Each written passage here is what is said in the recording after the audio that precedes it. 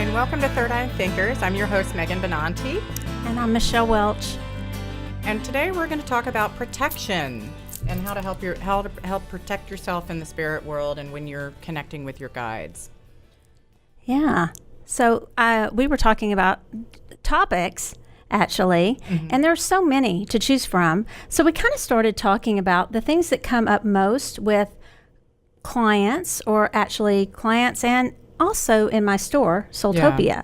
So I was mentioning to you, actually, Megan, that probably one of the biggest questions we get in Soultopia, literally, I'd say many times a day, is the question about how to protect against certain things in the spirit world. So maybe we should start just explaining a little bit about what we mean by protection.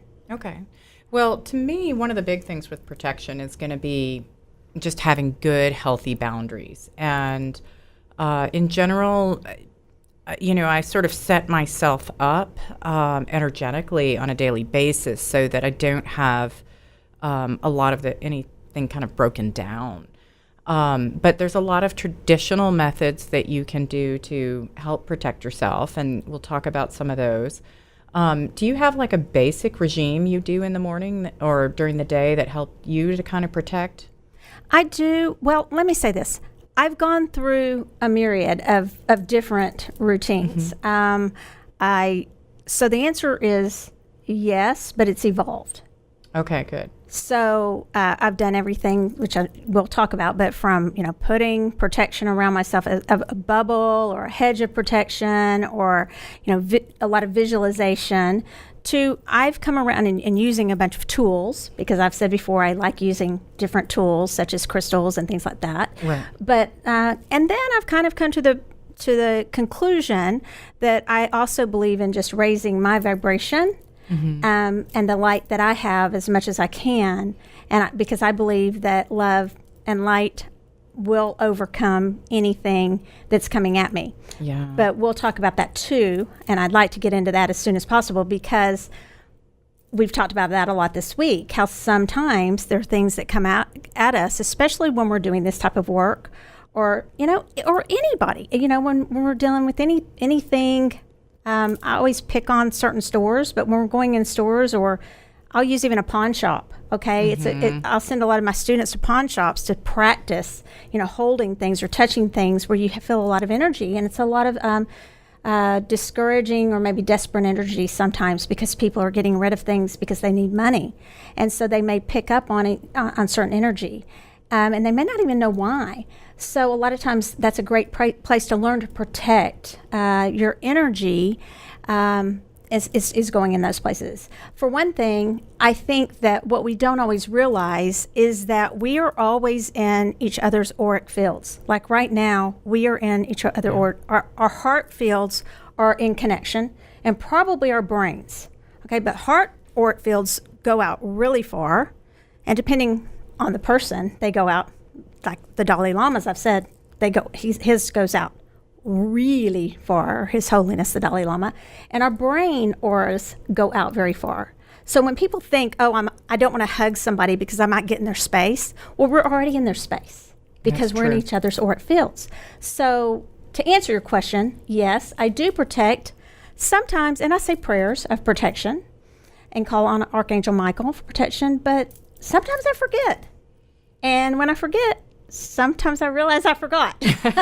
How about you? Well, I think I'd start off my day and my life so energetically high that it's, I don't have to get into specific prayers all the time. Although it is kind of interesting because coincidentally, I live right down the street from St. Michael's Drive. And one of my Catholic neighbors was saying, she said, part of the reason I loved living here is because St. Michael is right down the road. Yeah. And, but yeah, just because I'm working at such a high level, I generally don't just draw in things that I don't want around me. And I recently, in the last few weeks, have had some experiences, and I was like, holy cow, my protection was completely violated. And I had to figure out how do I deal with that? And who do I talk to about it? Because when you're dealing with spirituality and people's energetic vibrations, that's not something that everybody's open to. And especially when you're talking about things like dark energy, it's like, oh my gosh, who am I going to tell? And because you don't want to have people pass judgment. You don't want to feel like a failure because you can't manage this on your own. And so that was kind of a new experience for me. Before we get into the stories, though, do you want to talk about what the tools that we brought this week? Sure. Okay. Yeah. So I brought, for me, again, there's so many crystals. Every week I will say this, there's crystals for, you have to kind of work with the crystals and touch the crystals and hold them yourself, but there's always some go-to crystals for the major topics. And definitely for protection, there's a go-to crystal, and it's called black tourmaline.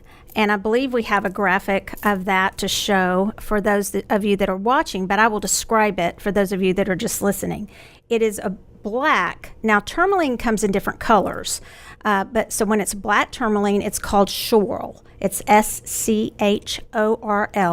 If it's in different colors, they have a different name for it, but we just call it black tourmaline, to not be all fancy about it. And it's a beautiful, beautiful crystal. It comes in a tumbled form too. And I use the word crystal loosely, okay? Crystal stone, that's like a class, okay? We won't get into all that.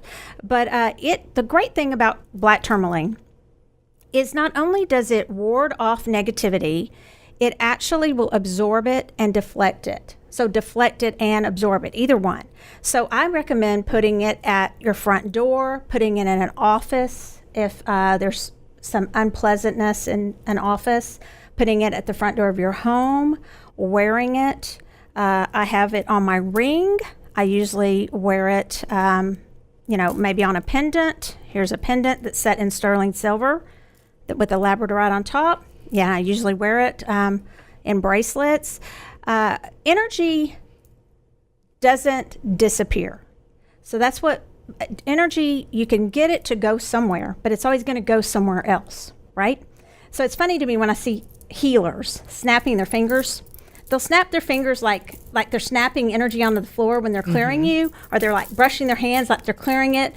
And first of all, I think that's kind of rude. When they do that to me, I'm like, what? I'm that bad? So I don't, and no offense to those who do that. I recognize that's a method and process that's taught. But have you ever seen they'll snap their fingers and what I think they're doing, and I don't know what they're doing in their head, so I can't judge what they're doing, but they're snapping energy onto the floor unless they're sending it somewhere.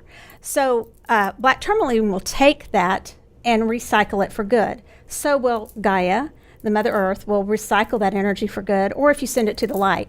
But when you're just snapping your fingers, you're sending it to the floor because energy goes somewhere. Right. Well, and energetically, they're probably sending it back to Mother Earth. Probably are, unless they're just snapping their fingers. So, no judgment. I just think it's funny. I don't, I want to always go, where are you sending that energy? That is funny. Yeah. So it's just kind of interesting. But black tourmaline is a perfect one to deflect, absorb, transmute the energy. Perfect. Well, and I brought in mugwort today, and yeah, so that's up on the screen, and this is the herbal form, which is also on the left side on the screen. And mugwort, the Latin term's Artemisia vulgaris, and so a lot of, here in Texas, we can grow Artemisia in our yard quite easily. I don't actually have any mugwort growing, and I haven't seen it in the nursery, so I don't know if our soil in Dallas is complementary to it or not. But it's basically, it is the go-to herb, and I mean they use it in Harry Potter. So. Yeah. But it's kind of a rock star of magical herbs. It's been around for ages and ages. It was originally referred to as Una, which was the mother of all herbs. And then if you think about Artemisia, that also connects with Artemis, the goddess of the hunt. Yeah. And so she was also the goddess of the moon, the daughter of Zeus, a maiden, and so, and very untied to men in that regard, so very freeing. So mugwort is going to bring about strength, psychic powers, protection. It's really good for prophetic dreams or people that are into astral projection. And you can use it as a tonic or a tea. It can also be, apparently, as I was looking online, I guess people smoke it as a hallucinogen. I have a friend who does. Oh, okay. I'd say give a little disclaimer there, warning, to be very, very careful with that. Yeah. Well, anytime you're inhaling anything, I think you probably need to be careful. What else do we know about it? It can create body heat. Like it's got a warming effect to it. So that's what's going on. That's what we're having. Oh, yeah. I was having a warming moment. That's what it is. Never happens to older women at all. Not at all. It's got to be the mugwort. Exactly. But it's been used both in Chinese history and in European history as warding off properties, as a healing modality, connects with digestion issues and things like that as well. So it's been around for ages. And a couple other plants that I was looking at when I was researching this was mistletoe came up. That's an old druid herb that is good for protection. And we have plenty of mistletoe that grows naturally around here. Hydrangea, if you want a flower, is going to build protection, and so that's often used in borders. And then foxglove, which promotes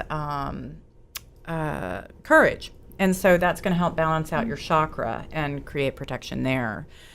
So different things you can kind of add to your garden or add to your herbs at home. The other thing that's kind of interesting about mugwort, so like they also call it St. John's girdle, and because it was believed that when St. John the Baptist was out in the wilderness, he wore it as a girdle for protection, for to connect psychically with God, and to feel safe. So, yeah, so kind of cool. It smells really good. Yeah, it does. I got a big whiff of this. So Michelle brought this from her store at Soultopia. So she carries it there along with the stones that we brought in. So when you burn it, it actually smells really good. And I have had it in tea. Mm-hmm. Again, used sparingly, very sparingly. But it will. I'm so glad. I was excited when you chose this one because it does protect during those psychic journeys. Right. So for readers and people who connect intuitively, or anyone in the audience, just use it very sparingly.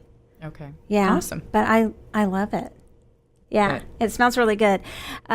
So the black tourmaline with the mugwort would be great things for protection. I wanted to mention too that Roger in our store, that's my husband, one of our most popular things, and I don't always want to do plugs for everything in the store, but I will say we cannot keep it in stock, and I'm going to show you guys. It is this. We have this really cool thing, if you don't mind, just really quickly. It's called our Essence Bar, and he will put oils and crystals just to fill it up, a little bottle or a big bottle, only maybe not even a quarter of the way. Okay, maybe a fifth of the way, sixth of the way up. And then you will go and choose a crystal-infused water, distilled water that's been out in the moon or charged in the moon or the sunlight, and you will fill it up with that crystal-infused water. So you can do black tourmaline, you could use rose quartz, shungite, whatever it is you are healing, like malachite. But a lot of people will use for the sage smudge, which this is it, and protection mist. They'll do it. And he puts dragon's blood in this too, that one of the herbs that he uses. And so it smells really, really good. And so this is probably one of the most popular ones. And literally we gripe at him all the time. We're like, we could have sold 10 of these if you'd been in the store. And people actually wear it as perfume and cologne because it smells so good. So it's a great one because a lot of times we forget to put things in our car. Yep. We forget that we're in our car all the time, so much, depending on where you live. But in Dallas, in our area, if you're in California, you're in the car so much, we forget to put protection in our car. Yep. To put crystals or some sort of spray. So it's really good. Well, and I actually always keep a few crystals in my car just to have something to hold. If I'm stuck in a traffic jam, it just de-stress. Because another thing for clearing and for protection is, to clear your home or to clear your work area. And I know that some real estate agents have told me that more and more apartment complexes and those type of places, or if you're leasing, will put in the leases now that you can't sage or burn, candles, or you can't sage or you can't burn incense. And so using sprays and crystals are a good thing to do for that protection or for that clearing. Oh, too. absolutely. Yeah, because apparently they're adding that to a lot of the lease agreements now. That doesn't surprise me. Yeah. I had a old roommate. She had mentioned her apartment had burned, and then like a few years later, it had kind of dropped it that, it was her that had accidentally burned it, leaving the candles lit. Yeah. We had that kind of in our store. One of the girls who's a massage therapist, we're not supposed to have candles, and accidentally, fortunately, about an hour later, we went in and we're like, what are these candles? But, got them out really quickly. No more candles in the store. So, yeah, it's tempting though. So why the need, really? We don't want to put fear in people. No. But the thing is that anybody who's lived long enough knows that there's duality. In the world, okay? You can call it different vibrations. You can call it different frequencies. But when there's light, there's dark. When there's up, there's down. Yeah. Right? You have to have both. All right. So what would you say about protection but not giving into fear? Well, there's a fine line there. And I do feel like people reach out. When I get readings, a lot of times they've had a reading and somebody's told them there's like a curse on them. That causes fear. To me, that's a real disservice to do to someone. But there are things that people can do to protect themselves. And I always think of a sheet of white light moving up over them and clearing that off. And so I guess, as we talk about protection, we're probably also talking about some of these clearing methods. Yeah, they kind of go hand in hand a little bit. People, you can kind of protect yourself before you go out in the world. Part of it is you need to know where you're at. Like, what are you inviting in?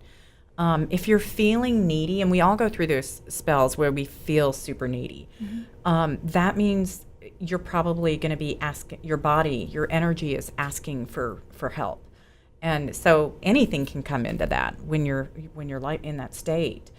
And psychologically, if you're in a relationship, if there is a void, you're going to be drawn to whatever it is needs to be filled. And so, spiritually, psychologically, you have to be aware of that. I would say that for me, it's interesting because you'll always say when you're reading, we don't want to drink. And I think one of the reasons is there's no judgment in someone who, I don't place judgment on people. Well, that's not true. I think we all judge at some point. I try not to, okay? But it's interesting when we say that. One of the reasons we don't do that is because we don't want to open ourselves up to anything untoward, anything that we don't want coming into our auric field, into our space. Right. And so the same would go, as you were mentioning, if we're feeling vulnerable. Anytime you are using alcohol or any type of drug, or you're feeling vulnerable in any way. And actually, I'll also mention, I just did a healing on someone not too long ago when she had felt really just kind of under attack since she had surgery. And when you go under, there's a lot of literature on this, and I don't have to quote right now, but I'll just say globally, there's a lot of literature on this. When you go under, you're not really in control of your subconscious at that point. Okay, so you're under. And so at that point, you could potentially be open to... Oh, yeah. Have you ever thought about it? Yeah, Wow. So even before you go under, you should really protect, I would say. And if that doesn't resonate with you, that's fine. But it's something to think about. Yeah, no, absolutely. Yeah, because you're completely under. Oh. And so, and maybe get a healing, not just for what you had the surgery for, but just to get a clearing afterwards and a healing for that. Oh, to absolutely. clear any of that out. But I would say that I know personally that I do believe in different vibrations, different frequencies, things that aren't necessarily in alignment with where I'm at. And I know it. People can be Pollyannas and say, oh, everything's perfect and everything's of the light and nothing can bother you. And I know from personal experience in my life that that is not true. That there are things that can. I just have lived it, so I know. Yeah. Does that mean everybody's going to go through that? No. Did I invite some of that unintentionally in my life and through some of the things that I went through in my life? Yes, I did. Some of it invited, some of it maybe not. Right. But I did. I went through some pretty horrific, I would say low vibration times, for lack of a better word, Yeah. where I probably could have used a lot of these things we're talking about. Yeah. Ways to protect. Another way they say is to put a bubble of protection around you. These visualization methods of, like you were talking about. You could do it like, in Wicked, when the Glinda the Good in the play, she comes down in the bubble. And so That's people will true. say, put the bubble around yourself. Your light can go out to others, but nothing can penetrate that bubble or that shield or that hedge of protection. It's interesting because even in the Bible, it talks about put a hedge of protection around yourself. There's also in the Bible, it talks about put on the armor of God. And it goes through all the different pieces of armor that you can put on to protect yourself. It also cracks me up a little bit when people are talking about calling on Michael. Because when you call on Michael, you're calling on a mighty archangel. He has legions of angels with him. So when you're calling on Michael, you're going to be highly protected if you really realize who you're calling on. He is, he comes with like a force, an army of angels. So if you really can visualize that, that's a lot of protection too. Yeah, absolutely. Yeah.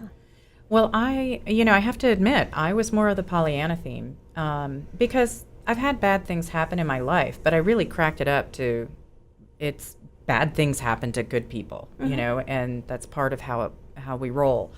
I don't necessarily always think that, it's been completely karmic or energetically I failed somewhere.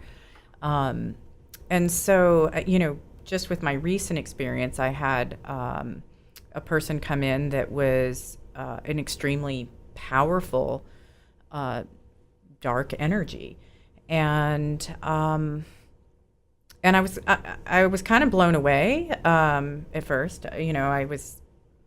My first reaction is like, oh, this person's crazy, and then it was like, oh no, this is like real. And energetically I could see that and I could feel that presence, and very, very intelligent person, though, extremely intelligent, and that fascinates me. I have a thing for intellect, and because we always want to learn, we always want to grow, and I was like, whoa, this is like Star Wars. Now I get how they get seduced by the dark side, kind of thing, which to me in the movie was never really clear. But I also energetically, like when I read a book and I read about the bad guy, I usually never see them as that dark. And then they make the movie of the book, and I was like, oh, I don't understand why they made them so dark. I just don't go there anymore. And, I had my time in that space where I was, I had to work at a lower vibration, but I was a fighter and I always fought to get out of that. And so this was a tough situation for me, but I did feel like this person eventually was really violating my my psychic privacy and my space, and so I had to do a clear cutoff with him as well as energetically, and so I did a traditional sage burning, which I haven't done in a long time. And cleared the energy with the smoke from that. I also went in and a lesson that I recently learned from Jennifer Waltz, who's a healer here in Dallas. She has you lay down and imagine that you and the other person are facing each other and that there's cords in between you and that you cut the cords. And she said, it can be a sword, scissors, knife, whatever works for you. And so that was something that was extremely powerful for me, was to cut all of those cords, because they were almost like roots in my mind. Right. And so, and then I progressively, I felt everything go away. I also followed up with a lot of intense prayers asking for my angels and guides, which had kind of felt really small in this person's presence. And all of a sudden they felt huge and massive. And I feel this sense of an army of white light behind me now. And that's like taken me to a whole new level of confidence in my reading ability, in connecting with other people's reading abilities. And I was like, that was my lesson in meeting this person, was to bring myself to a higher vibration. But sometimes I had to realize how dark that it can go sometimes. So, yeah. And for me, briefly, I would say the thing that's happened to me recently was after the show, our recording last week, I found myself in the ER. And so I had violated actually one of my own rules, just inadvertently. I had, and this is actually for those of you who work with others and do healings or even readings, or even just are friends with people, and you listen to everything they have to say and you take it on. I had out in my store, there was a precious person. This is really about me, not about the person, because there was nothing that they did wrong, but I felt them, and their energy was very low and not feeling well. And I do healings, and I usually do them in my office, and I just immediately went and got some things to heal this person out in the store. Just said, and the store was crowded, and I said, do you mind if I just do a quick clearing on you? And it involved this person's kidneys. And so it was a couple weeks ago, and then of course I ended up with kidney stones 2 weeks later. And so what I didn't do was I put no protection, and I took on, and it may sound very bizarre to people, but anybody who's done this type of work knows this can happen. I transferred that to myself, and I know that's what happened to me. And I'm still working on clearing that because it was that strong. Actually, when I went back into the store, the day I went back into the store, he was actually there again. And again, he's a wonderful person. I usually don't, not saying who this person is or anything like that. A wonderful, wonderful person. But I took that on. So I didn't put up those protective, like you started off at the top of the show saying it's about boundaries. Yeah. And making sure you know your boundaries, making sure you know where you're at that time.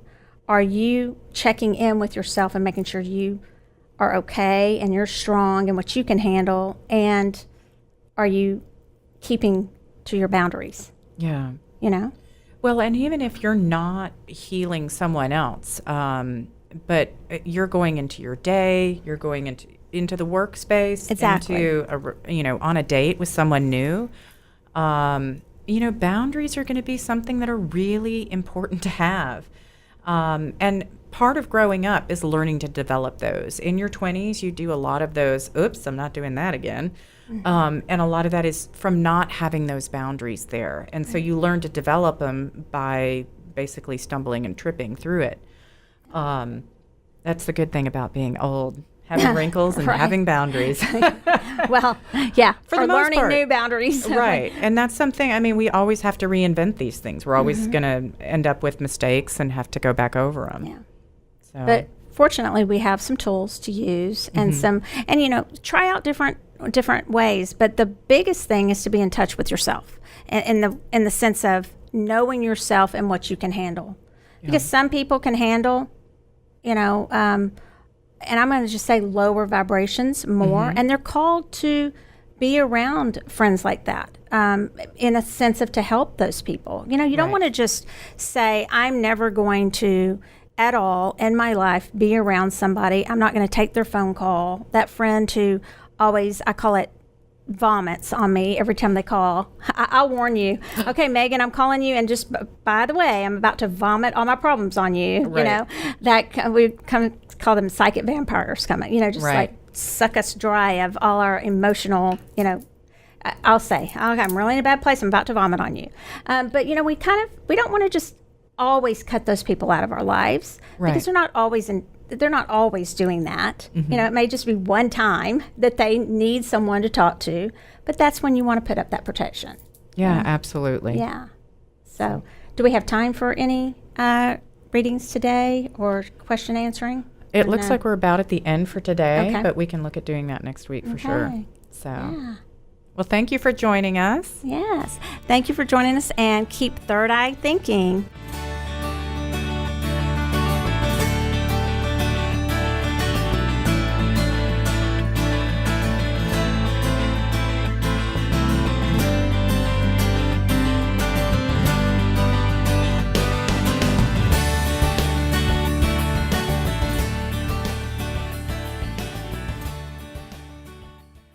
You're listening to RNCN, the digital destination for premium talk radio.